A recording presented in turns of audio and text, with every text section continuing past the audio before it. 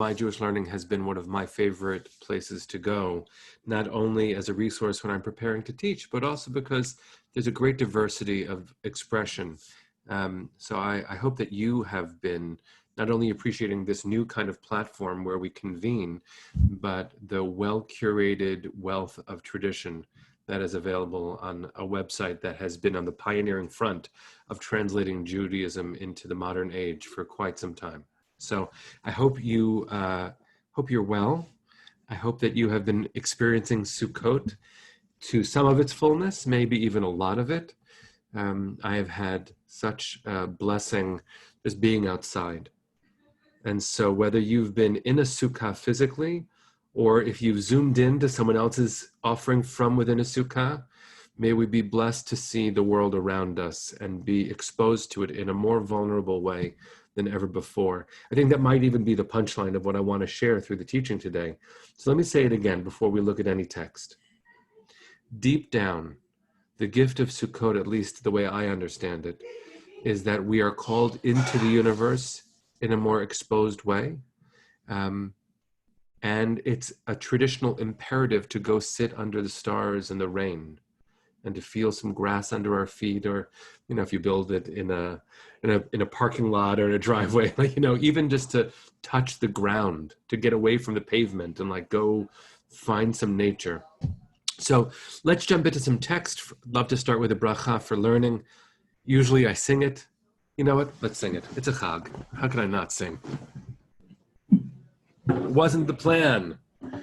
I'm looking at my friend Julie, and I know that she likes music. So, Julie, for you, let alone for everybody else. Okay. This is a melody written by my dear friend, Rabbi David Paskin, and we recorded it a long time ago. You can find it online. It's called La'asok, because the traditional words of learning end with La'asok b'divrei Torah, to be busy with words of Torah, which is what we're about to do. That's how lucky we are. Here we go.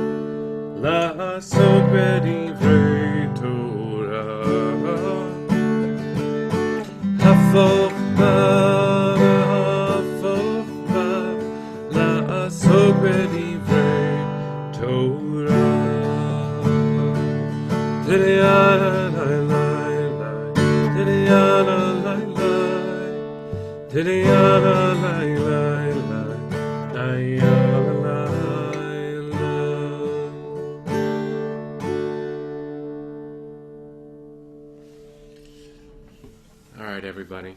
And yes, those, I forget who just posted that, but David Paskin is, among many things, a source of Torah and music in Florida and at Camp Ramada, Rome during the summers. Okay, so let's look at some of Sukkot. And since today is the last normal-ish day of Sukkot until the tradition that is today's Hoshana Rabbah, the Great Hoshana, where we take one part of the lulav, one of the four species, the willows, and we knock them to the ground in a way, sort of the tashlich, where you throw away your sins on Rosh Hashanah, right? It's the final dropping of all those leaves. The leaves represent what we need to finally let fall to the ground and sort of regain a new center for ourselves in the universe. Today's the day where we do that. But until you do that, you shake lulav for the last time. So today is the last day that we have the fullness of sitting in a sukkah, shaking the lulav, davening in this way, and being at least commanded to be in this space. What does this space mean? This is our day to ask it. These are the moments that we can be in it. Tomorrow, by the way, there are so many different random, beautiful things about today and tomorrow that I don't want to miss any of it. Tomorrow, starting tonight, is Shmini Atzeret, and no one really knows what that means, right? Think about the name in Hebrew, Shmini Atzeret. Shmini means 8, the 8th. Atzeret means stop. The Torah says for 7 days sit in the sukkah. So what are we doing on the 8th day? On the 8th day, stop. It could be that simple. I remember learning while I was confused about what the day means, because the Torah doesn't say do this on that day. It just stop. I remember learning a midrash that suggested it's God saying, don't go. Don't go. This has been so nice. We've been so close to each other. You've been in my universe and you let the rain touch your face. Don't go. Stick around for 1 day more. Starting tonight, just imagine, I don't know your theologies, and we don't have to agree about God to feel the welcome of this, to feel the warmth and intimacy of this. Just imagine if tonight the universe said to you, hey, I love you. Stick around. Be close. Touch the ground. Get rain on you. Wouldn't that be nice? I mean, we have text to look at and Sukkot that we're in the middle of, but wouldn't it be nice just to feel the embrace of the universe for a second? And we get to tonight. All right, so I promised some text. My friend Julie said, do you have a PDF? And the answer is yes, I do. Here's the source sheet. It's in your chat. And I'm also going to do some screen sharing if you want to look around with me. But now you have access to all of them on your own. Here we go. All right, I'm looking for some affirmation. Do you see the text on your screen? All right. Thank you, everybody. Rose, I saw your nod, so now I feel really good. Thank you. Okay, so these are the sources, starting in Leviticus and Vayikra, and this is one translation of the Torah. This is the JPS translation. You can find it on sefaria.org, which is another nice website, a nice partner of My Jewish Learning. Actually, Julie, I can't annotate. Do you have the ability to give me that power? If not, I'll just do my best. I'm going to stop the share and see if I can share again with whatever powers I might be granted. Let's see what happens. Nope. Okay. Then you're just going to have to let my words be your guide. Sorry, Rabbi Creditor. Oh, it's fine. We're all making do. I don't know what I'm doing either. I'm screen sharing. I didn't go to rabbinical school to know what to do with my, this thing. So, okay. All right, friends. These are the verses from Vayikra, from Leviticus, that are the origin for what we do during these days. This is where Sukkot comes from. So I'm just going to read it, and we'll talk a little bit. And if you'd like to chat a question, I'll keep my eyes open for that. And if I miss it, Julie will make sure that I know what questions you've asked. It starts with Ach b'chamisha asor yom lachodesh hashvi'i. In the 7th month, right, the 15th day of the 7th month, when you've gathered in the field of your land, you shall observe the festival of the Lord to last 7 days. 7 days. So in Israel, 7 days. Outside of Israel, we like more, I guess. So we've got 2 full days of Yom Tov at the beginning, 2 full days of Yom Tov at the end. The holiday is punctuated by a doubling of what the Torah commands. A complete rest on the 1st day, a complete rest on the 8th day, like I just described. On the 1st day, you shall take the product of hadar trees. Right? It's interesting that they don't translate it. What does hadar mean? It means beautiful, splendid. Beautiful trees, the product of hadar trees, branches of a palm tree, boughs of leafy trees, and willows of the brook. And you shall rejoice before the Lord your God 7 days. All right, so here's the first thing I want to point out before we look at the rest of the verses. You shall rejoice before the Lord your God 7 days. Isn't it interesting? I can highlight there. Isn't it interesting that the Torah tells us how to feel? V'samachta b'chagecha. Usmachtem, it says here, Usmachtem lifnei Adonai Elohechem shivat yamim. And be happy. I'm looking at sweet people. Could I possibly tell you how to feel? Could you, even your most trusted guides and best friends and whomever, could anyone say, now, feel happy? Is that how it works? It's like when I'm upset. Someone says, calm down. It doesn't quite work. Feelings don't work like that. So what is the Torah doing to feel this now on these days? You can't do that. But maybe, it's not saying, I command you to feel this way and therefore you will. Maybe it's, on the first day, get some stuff from some trees. That might make you happy. Ever read The Giving Tree? It's like the opposite message. It's take the tree away from the tree, and maybe you'll be happy. That's not what this is. This is enjoy the bounty of the land. Maybe that'll make you happy. And look how it continues. You shall observe it as a festival of God for 7 days in the year. You shall observe it in the 7th month as a law for all time throughout the ages. Okay? Did we even mention why this is the 7th month? Isn't that funny? We just celebrated Rosh Hashanah. This is not the 7th month. Why is it called the 7th month? For the Torah, time begins when we become a people.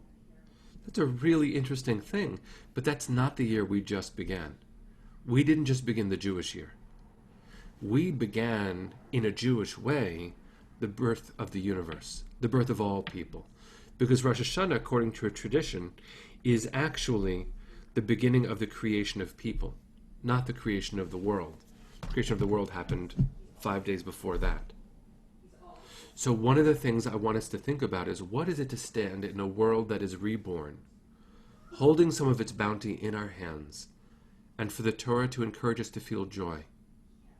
What does that mean during these precious days? Look at the very end, and I think the answer comes here. You shall live in booths 7 days. I don't want to live in a booth. Who wants to live in a booth? My kids want to sleep in the sukkah. Really? Julie knows this when we lived in the Bay Area. I don't camp. That's not my thing. Booths are not going to make me happy. I like a bed. I like my walls. But I want us to think, well, you don't have to feel the way I do. You might really like camping, which means I don't understand you, but we can be friends. One of the things I want us to be able to do is to think about what the Torah is offering here to resistant people like me. Be in a booth and explore happiness. In order that future generations, is the final part of the verses, in order that future generations may know that I made the Israelite people live in booths when I brought them out of the land of Egypt. I, the Lord your God. So look at this interesting phrasing here. I made the Israelite people live in booths. And the Hebrew is ki vasukot hoshavti. I made them there. But hoshavti doesn't have the same kind of force as I made them stay in a booth. Hoshavti is I let them settle.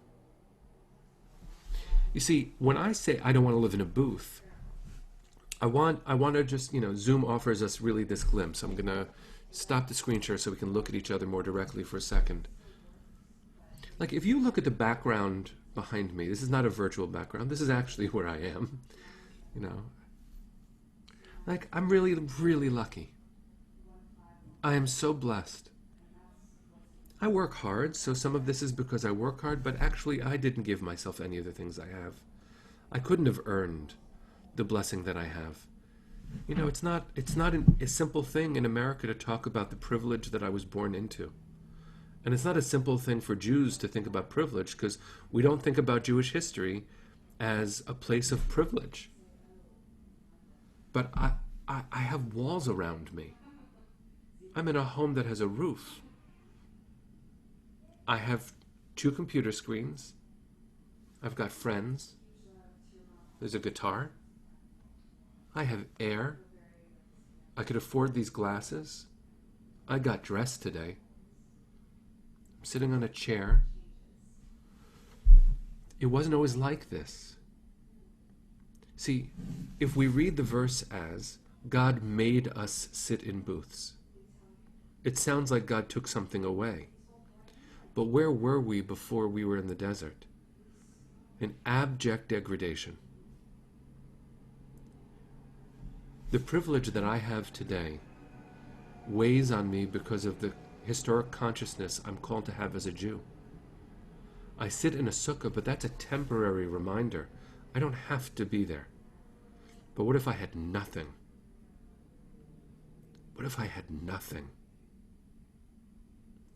What if we didn't have these beautiful homes we're in right now? And I'm looking, because of the weirdness of Zoom, I'm looking into your spaces too. Dina, you're like on a beach. You've got this gorgeous landscape behind you. Maybe you're really there, and boy, are you lucky. But if not, you had access to a great graphic. So happy for you. But look at the places that we call home. Look at the ability we have just to sit still, to take a few minutes on a Friday and learn together. How lucky we are. What if we didn't have that? What if we didn't have each other? What if we didn't have anything? Then a sukkah would be a palace, wouldn't it? A sukkah would be a protection, not a reminder of vulnerability, but actually a lessening of vulnerability. I share this precisely. I'm looking at the comment. Thank you, Nancy. I'm looking at this world through Sukkot eyes. Thank you, Tanya, for saying that too. There are more refugees in this world today than have ever been. And in America, the pandemic has exacerbated the lack of privilege that is most people's reality. What do we do with that? What does a sukkah tell us to do about that?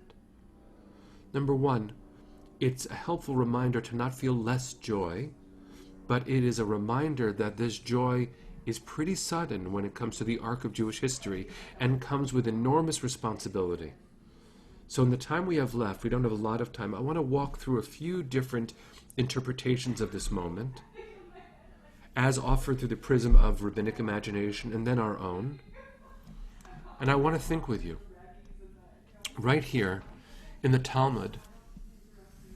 Oh, sorry, I got to share the screen again so you know what I'm talking about. Here we go.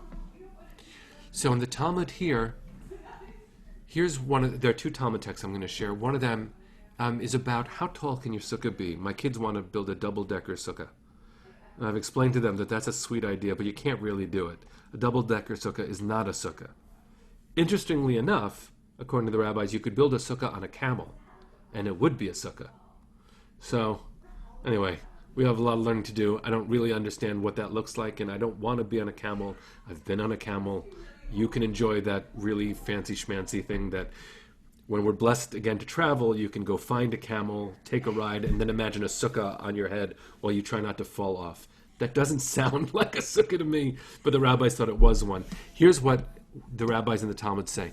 Rabbah said that the verse, and we just read this verse, says, so that your future generations will know that I caused the children of Israel to reside in Sukkot when I took them out of the land of Egypt. Okay. In a sukkah up to 20 cubits high, right? And a cubit, if you're looking at the screen, a cubit is my elbow to my fingertip, or the average person's elbow to fingertip. Okay. So if it is up to 20 cubits high, without a concerted effort, a person is aware that you're in a sukkah, right? So if I'm sitting and the sukkah is so tall, I don't know what 20 times this is, but it's big and not huge. It's not cavernous. If I'm in a normal size sukkah, whatever that means, I know I'm in a sukkah without trying to realize it. But, however, in a sukkah that is more than 20 cubits high, a person is not aware that he or she is residing in a sukkah because their eye does not involuntarily catch sight of the roof, as at that height, without a concerted effort, one would not notice the roofing. So I'm looking at you. If I'm in a sukkah, and it's a real sukkah, there's no avoiding the fact that it's a sukkah, which is another way of saying you can't not appreciate a real sukkah. If you're in a sukkah that is so tall, or so ornate even, that you don't know you're in a sukkah anymore, it's not real. You have to know where you are for it to be where you are. And sometimes the world makes it obvious. But I'll tell you a quick story, which is one of my favorites. Rabbi Abraham Joshua Heschel, one of the prophets of the 20th century, was, a civil rights icon, a scholar beyond understanding. The Jewish community, while he was alive, didn't understand him as well as the non-Jewish community. But we've caught up, I think, a lot. He was once introduced as a speaker, and the place was packed, and they read his resume, and it was just, they were so excited. So he comes up to the microphone. I'm going to move my microphone for effect, and he said, "Ladies and gentlemen, on my way into the hall today, I witnessed a miracle." And everybody leaned forward in their chair, and they were like, "Oh, this prophet's going to tell us about a miracle that he saw. What is he going to..." So he leaned forward and he said, "I saw a flower." And then he stopped. So I got to say, I think it takes a certain kind of attunement and sensitivity to not miss the flowers. The Sukkah in this rabbinic understanding is a reminder that sometimes it's obvious and sometimes it's not, and sometimes we can shift our own consciousness to be more aware of where we are. It is real when we notice it. And the architect of this universe, in her great wisdom, offered amazement everywhere. This whole world is a sukkah, isn't it? The air is always vibrating with intensity, and calm, and joy, and not. And it is a fragile sukkah, this world, isn't it? So the amazement of a flower requires us to say, "Oh, where am I again? I'm here. Where is here? This fragile, gorgeous place that offers me the rain on my face." And I can isolate myself, forget the pandemic for a second. We could isolate ourselves by choice in these walled palaces. But Sukkot is an invitation not to do that. So I want to share a little bit more text, a few more ideas, but most of all, the flowers. So this is a gorgeous teaching. This is the classic way most people, when they study Talmud on the Sukkah, this is the conversation that we often have. It is taught in a Braita. I'm in the middle text on the page, Sukkah 11b. It is taught in a Braita, which means an earlier text, that the verse states, "I made the children of Israel reside in Sukkot," the verse we've talked about a few times.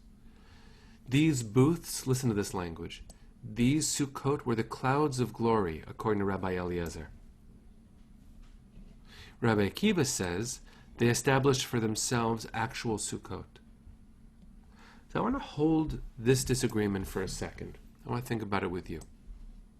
According to Rabbi Eliezer, the Sukkah represents Ananei Kavod, the clouds of glory, which means God's presence traveling through this world. And remember, the Sukkah itself is the schach, is the roof. Right? You could have the four walls. It's not a sukkah until you've got this temporary roof made of something that used to be connected to the ground. Rabbi Eliezer says that schach, which, by the way, is my favorite Hebrew word. If you haven't yet tried to say it, I encourage you just to let it roll out of your mouth. See if you can say schach. Right? And trust me, with a name like Menachem, I've appreciated whenever somebody gets that right. It's like Olympics of the Hebrew mind. According to Rabbi Eliezer, the schach is God's presence. But according to Rabbi Akiva, it's not. I mean, it's not that it's not God's presence. What isn't God's presence? As we say in the Kabbalah, ein atar panui minei, there's no space not pervaded by God. But for Rabbi Akiva, says, no, it's the historic sukkah. The walls are like the walls. The sukkah is the sukkah. That's what we had, that's what we have. We're called to re-enter what we had.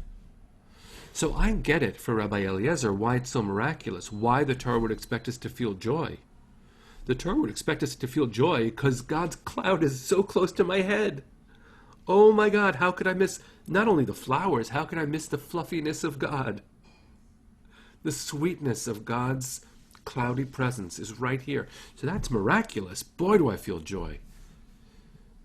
But if it's not that, if Rabbi Akiva's opinion is the one that we follow, then what's the miracle? I don't mean to say this in such a cavalier way, but if it's just a hut, what's the miracle?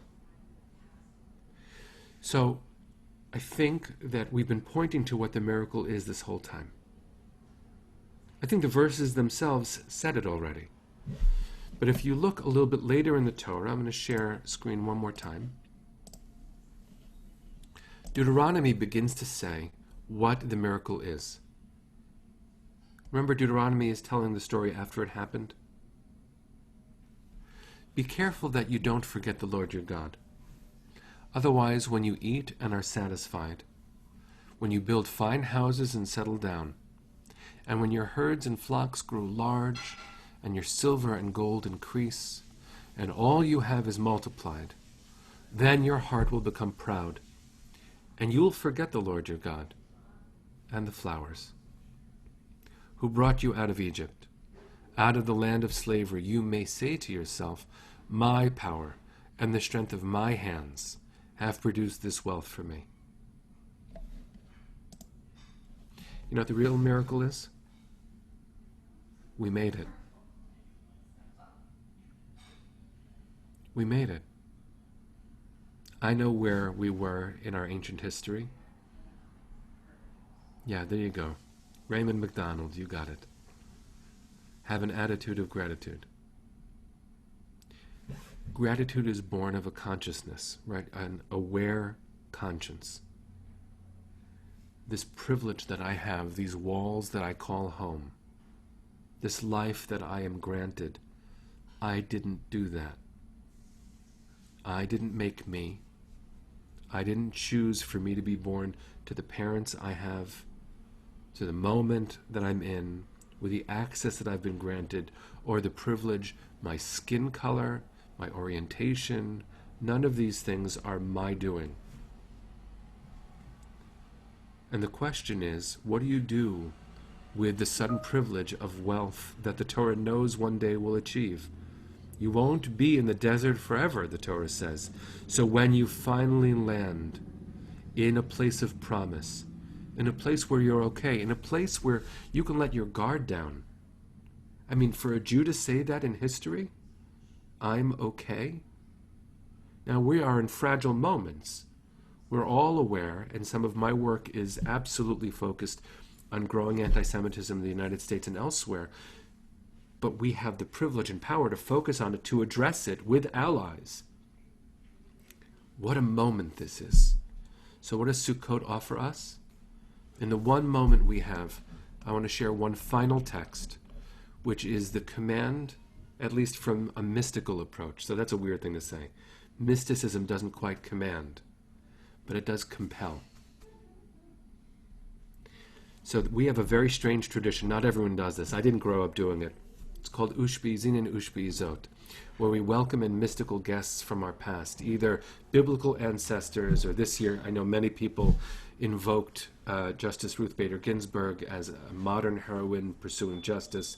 But, we invite our personal ancestors, our family members, our teachers. But the question is, what does it mean? So I'm going to offer you one last text, and then say Chag Sameach and Shabbat Shalom to everybody. Here it is. It's from the Zohar. One must also gladden the poor, and the portion that would otherwise have been set aside for these Ushpizin and Ushpizot guests, these mystical guests, should go to the poor. For if a person sits in the shadow of faith and invites those guests and does not give their portions to the poor, they all remain distant from him or her. The first of everything must be for one's guests. If one gladdens guests and satisfies them, God rejoices over them, which is another way of saying, bring us back to our faces. It's another way of saying, all these beautiful traditions that are ours, if we don't see them as imperatives to share the bounty that has come our way, the tradition is very far away from our hearts, and we're not really living in that Sukkah consciousness. So the big gift I want to leave us with is this blessing. We have a few hours left of Sukkot, and then we have the sacred invitation to stick around for an extra day, to be close, really intimate with the universe, and then dance with our tradition the day after. So may you feel a taste of that. May you feel a taste of the gorgeousness of this world, the preciousness of intimacy and connection. and then even a pocket of joy. Find a holy book, hold it close to your heart, and do a little dance. That's what we're supposed to do, and may we be blessed to do it in community, physically together sometime soon. And in the meantime, may we not miss the gorgeous opportunities we have right now. So Chag Sameach, Shabbat Shalom, everyone. Thank you for learning together on My Jewish Learning. Julie, thank you for the invitation. And can't wait to see you all soon.